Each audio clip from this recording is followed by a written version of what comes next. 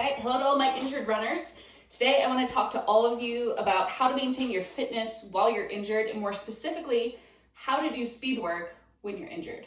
Now, I know that sounds like a horrible idea, but I want to talk about how to do that cross-training on something like an elliptical or a bike, how that's effective, why it's effective, why professional runners do it, and how you can integrate it into your plan. So, first of all, this assumes that the elliptical or a bike is not an aggravating activity for you.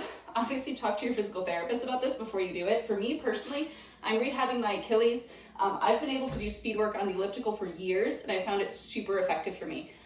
You can do a Google search on this, but there are actually a decent number of professional runners that do speed work on an elliptical or a bike, just because it's a safer way to do it, right? It's lower impact. And speaking to all my trail and ultra runners out there, you gotta think about it, right? The specificity of doing a sprint is not an activity that your body is going to do during the race, right? The function of the workout is to get that aerobic stimulus, right? To build efficiency at your VO2 max, right? If you're doing VO2 intervals.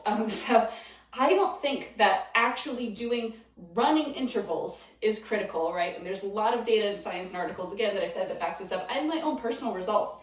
I've done intervals, both VO2 max and also tempo and threshold intervals on the elliptical and bike for years now. I've found it to be super effective. My race times have come down.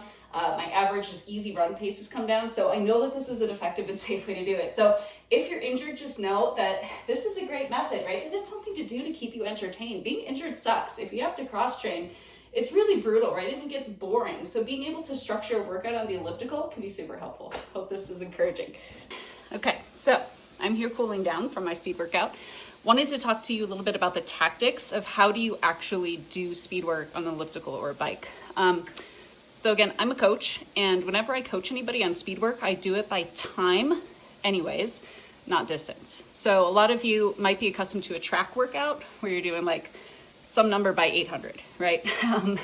All those workouts are essentially designed to keep your heart rate in a specific zone for a specific period of time, because there's just scientifically, it's just known that, like, for instance, for VO2 max workouts, you want to have your heart rate in that zone for 12 minutes. And likewise for tempo, you're looking at 30 to 40 minutes time at heart rate zone. So all you have to do is convert your workouts to time.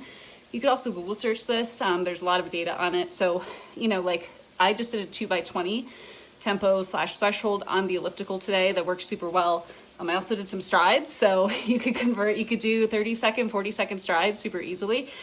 So you just have to think in terms of time, and your workout will be effective. So I hope that's helpful. Happy cross training. See you.